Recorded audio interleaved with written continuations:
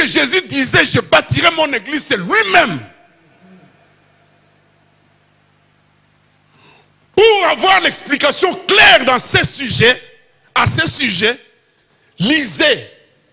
Nous allons lire 1 Pierre 2, à partir du verset 4. 1 Pierre 2, verset 4.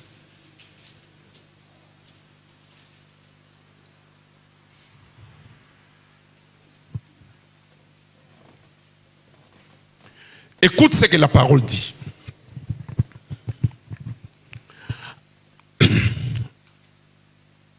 Approchez-vous de lui, pierre vivante, rejetée par les hommes, mais choisie et précieuse devant Dieu.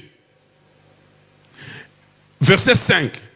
Et vous-même, comme des pierres vivantes, alléluia, édifiez-vous pour former une maison spirituelle, un saint sacerdoce, afin d'offrir des victimes spirituelles agréables à Dieu par Jésus-Christ. Alléluia. Nous aussi, nous sommes des pierres vivantes. Jésus est aussi la pierre vivante. Mais la différence entre nous et lui, quand nous lirons la suite nous dit, au verset 6, 7, la suite nous dit que Jésus est la pierre angulaire.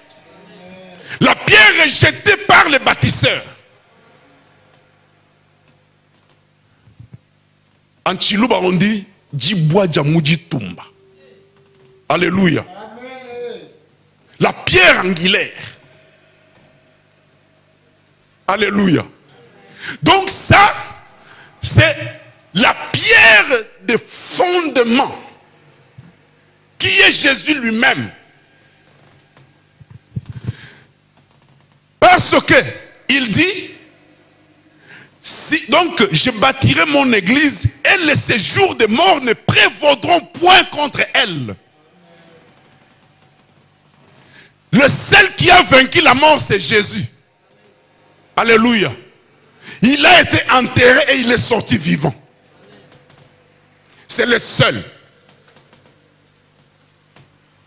Alléluia. C'est pourquoi nous devons, jour après jour, nous poser sur le fondement qui est Christ Jésus. En recevant ce que les apôtres ont reçu.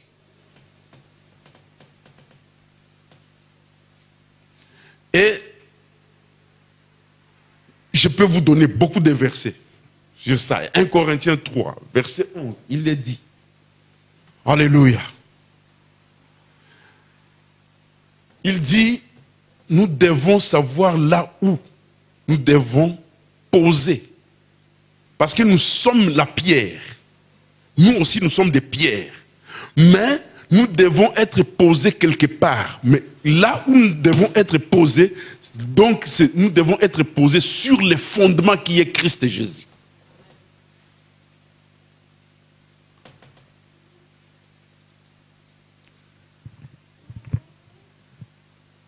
Alors là, je parlais des enseignements des apôtres. Il a laissé les fondements entre les mains des apôtres. Je parle maintenant de la communion fraternelle. Alléluia. La communion fraternelle. Nous devons persévérer dans la communion fraternelle. Je prends le livre de Ephésiens 4. Ephésiens 4 nous dit, voilà.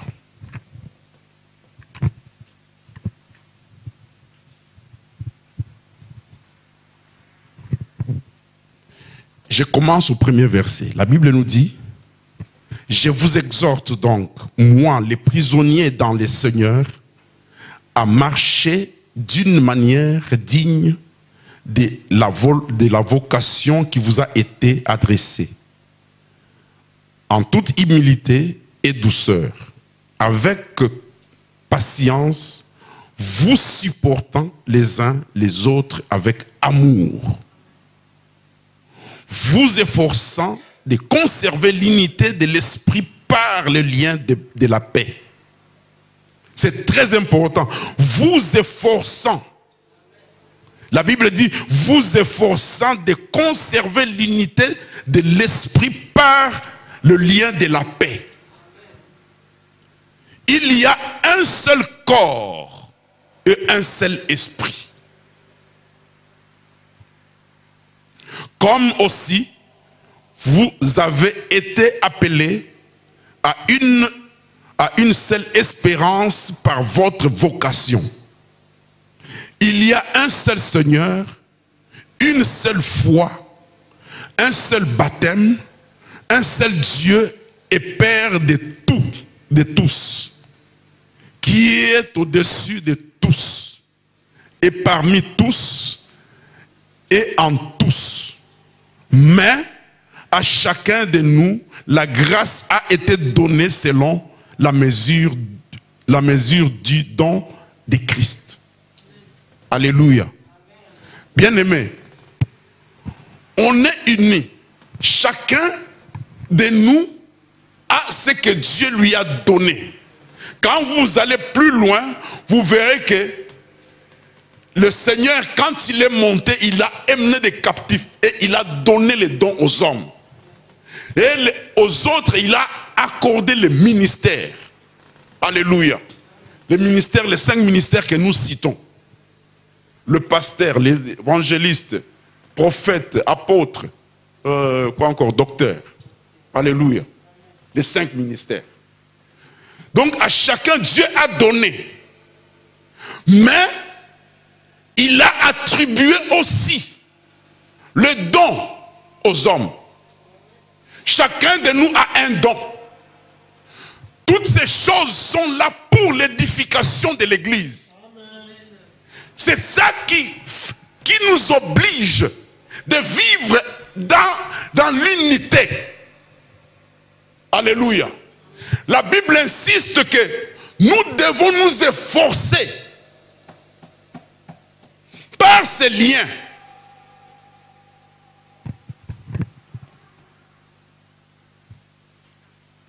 C'est le verset 3. Vous efforçant de conserver l'unité de l'esprit par le lien de la paix. Alléluia. Donc tu dois faire un effort. La Bible nous oblige de faire un effort. Et il y a un seul Dieu. Alors, ici, qu'est-ce que je voudrais dire? Dans la communion fraternelle,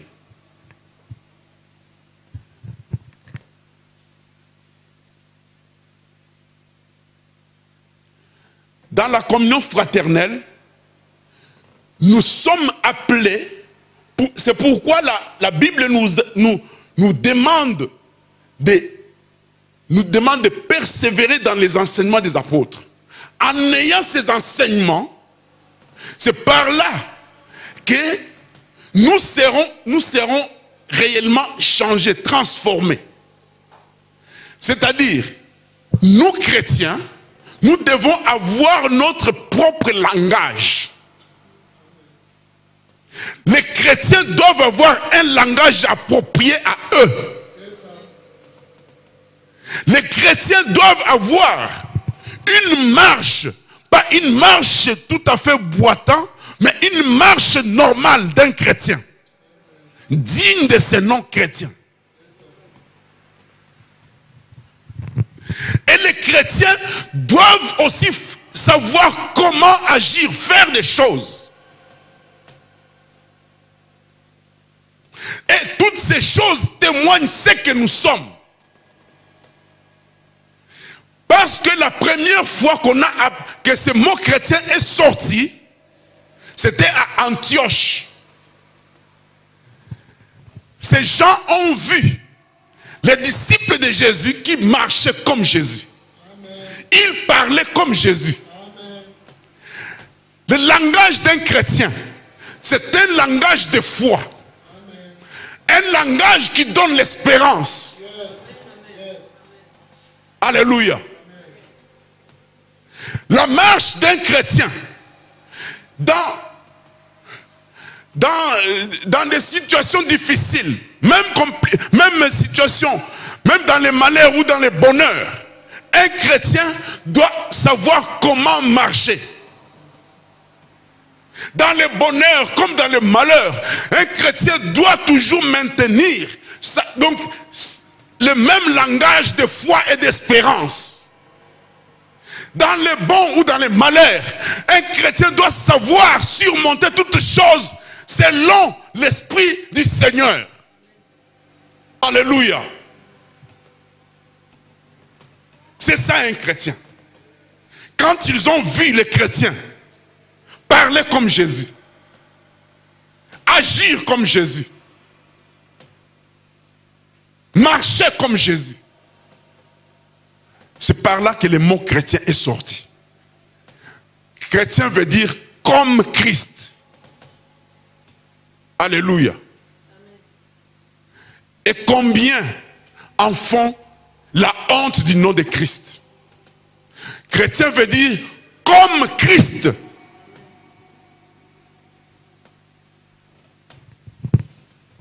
Je dois faire comme Christ. Je dois vivre comme Christ. Je dois faire des choses comme Christ. Et la Bible nous parle de fraction de pain. Fraction de pain.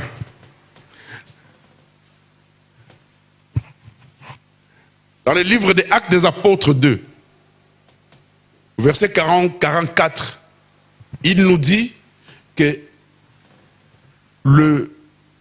en ces temps-là, ils vivaient ensemble, ils vivaient en commun, ils mettaient tous leurs biens ensemble et ils se partageaient. Alléluia. Voilà comment ils vivaient en ces temps-là et ils étaient heureux. Fraction de pain. C'est-à-dire, ils savaient se soutenir les uns les autres.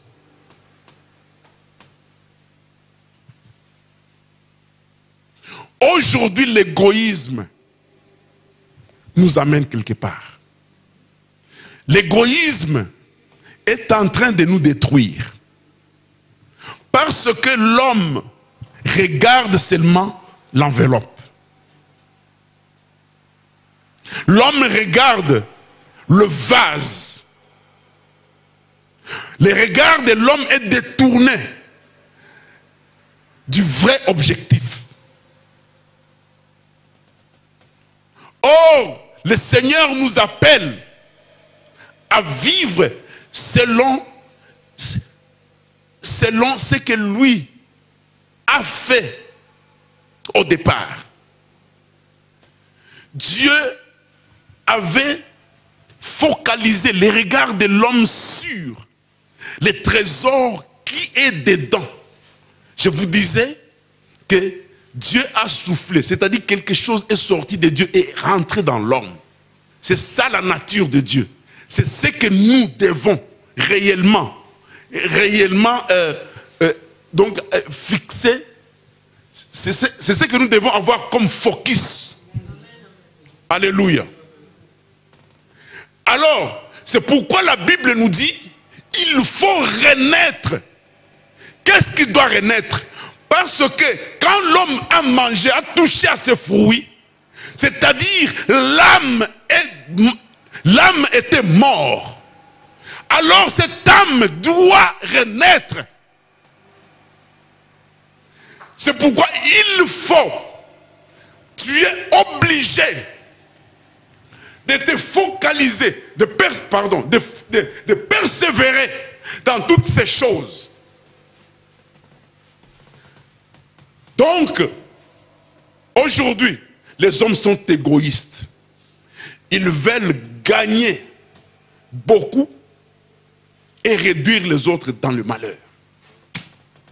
Surtout chez nous au Congo, champion. Ils détournent des millions alors que il y a toute la population dans une grande misère. Non. Non, non, non, non. Or, la Bible nous recommande que un homme riche, il doit avoir la générosité. C'est ce que nous recommande la Bible. Mais non, ce n'est pas possible. C'est pas possible. Les hommes qui détournent des millions, et à côté vous verrez des pauvres qui n'ont pas même les soins médicaux, des pauvres qui n'ont pas même les études, et ils détournent des milliards, des millions. Et ils sont là. Je ne sais pas comment ces gens-là, ils se sentent. Je ne sais pas. Le quatrième point que nous allons parler de la prière. La Bible nous dit qu'il persévérait dans la prière. Il persévérait dans la prière. Bien-aimé, tu ne dois pas abandonner la prière. Chaque jour, tu es obligé. La première fois que Dieu s'est révélé en moi, alors que j'étais païen, c'est que Dieu m'a dit, il m'a demandé pourquoi tu ne pries pas. Bien aimé, c'était une bonne question. Je ne savais même pas comment prier. Alléluia. Il m'a demandé, j'ai entendu une voix audible qui me dit, j'étais seul dans la chambre. Une voix audible me dit, pourquoi tu ne pries pas? Une voix douce. Ah, j'ai manqué de mots. Pourquoi tu ne pries pas? Mais je ne sais pas prier.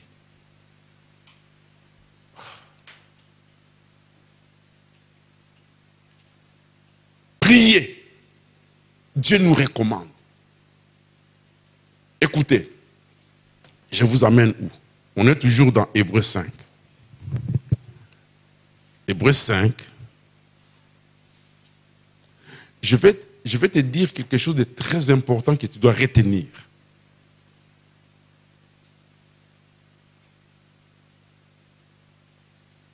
Je suis dans Hébreux 5.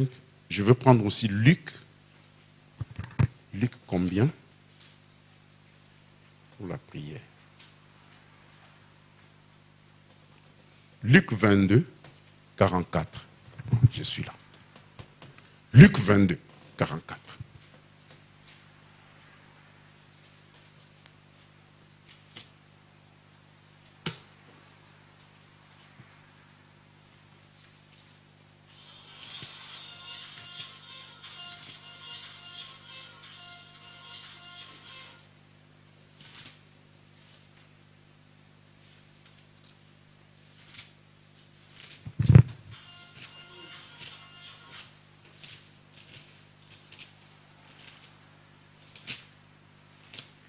Luc 22, 44. Est-ce que nous y sommes?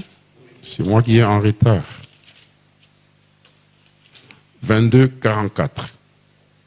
44 nous dit,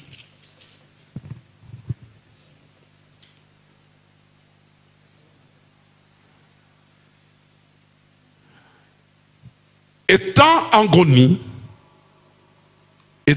agonie, il priait instantanément et sa sueur devint comme des grémeaux de sang qui tombaient à terre. Alléluia.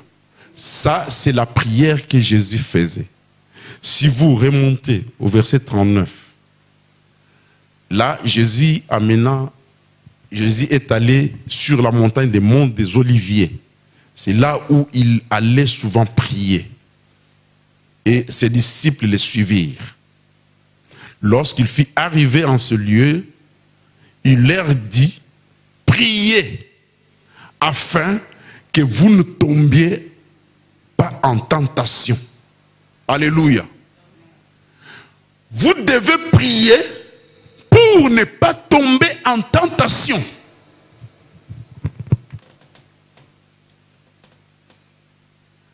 Dans ce passage, on l'a repris dans 2 versets. Ces versets-là, prier afin de ne pas tomber en tentation. Et verset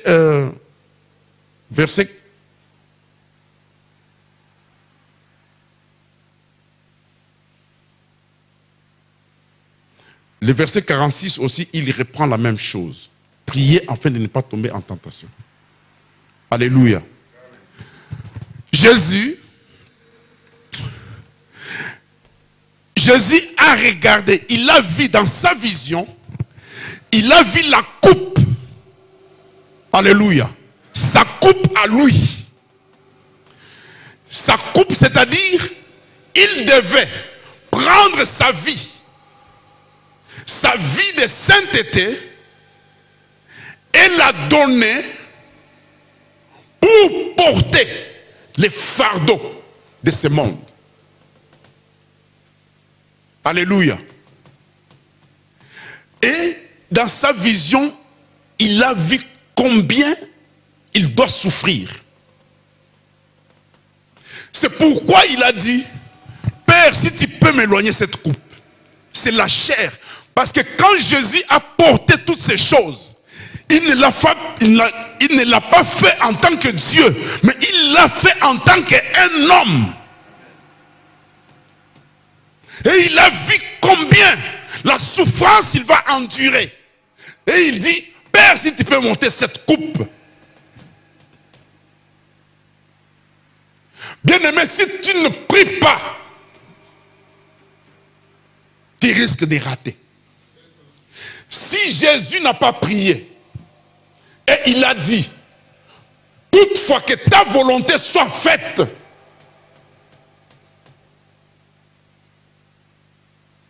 la Bible nous dit, il n'a pas pris recul d'aucune situation. Il a avancé jusqu'au bout.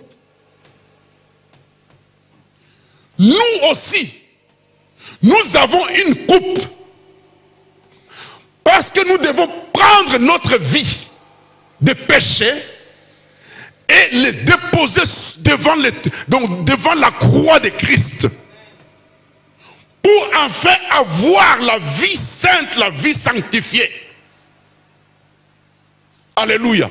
Ça, c'est notre coupe que nous avons.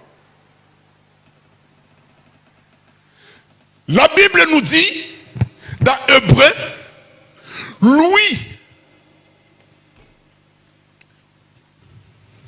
Hébreux 5, verset 7, c'est lui qui, dans les jours de sa chair, a présenté avec de grands cris et avec larmes de prières et de supplications à celui qui pouvait les sauver de la mort.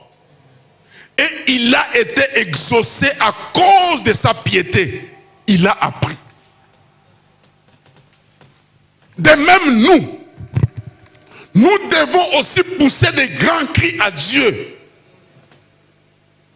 Il y a quelque chose qui est attaché à toi. Tu dois jour et nuit prier à Dieu. Seigneur, ôte-moi ces choses. Sinon je manquerai le ciel.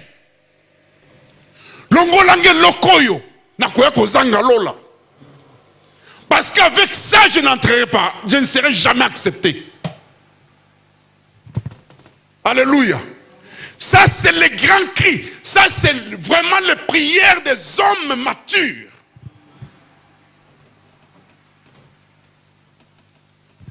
Nous ne devons pas regarder seulement le bien matériel, mais nous devons voir aussi qu'est-ce que Dieu nous réserve.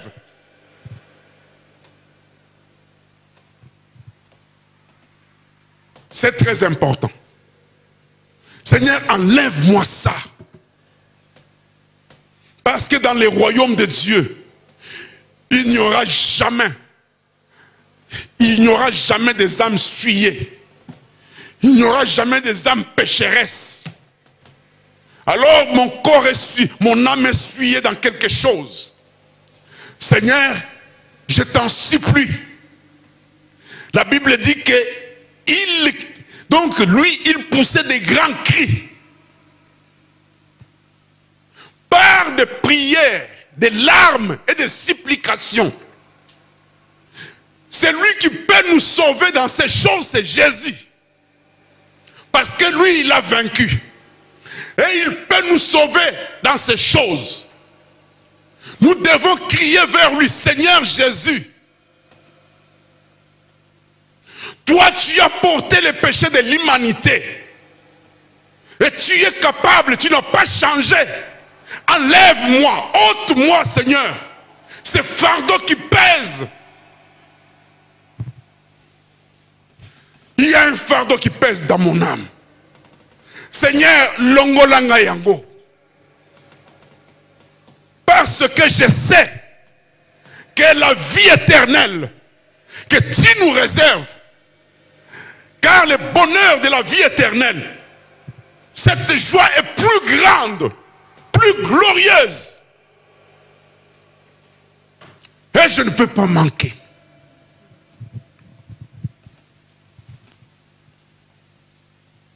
Dans ce livre des Hébreux, il dit, en vous regardant, vous êtes comme le nombre d'âges que vous avez, vous êtes dans les seigneurs, mais vous devez vraiment être de maîtres.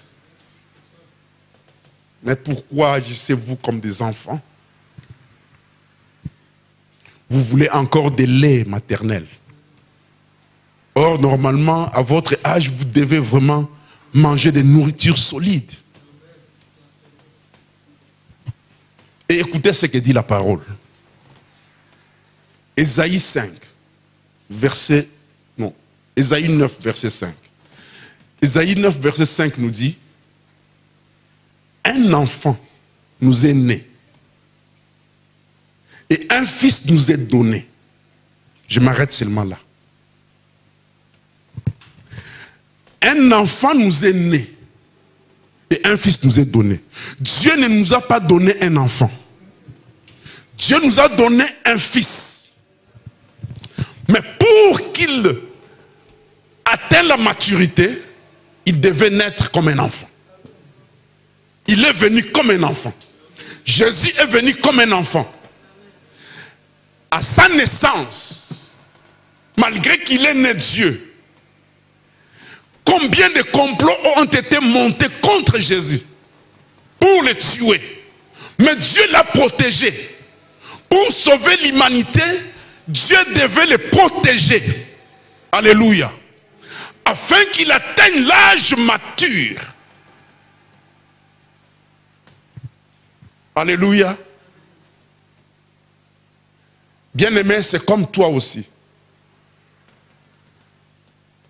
Tu dois grandir. Parce que l'héritage, on ne confie pas l'héritage à un enfant. L'héritage, on confie l'héritage à un adulte. Alléluia. Enfant, c'est lui qui veut rester enfant parce qu'il ne veut pas grandir spirituellement.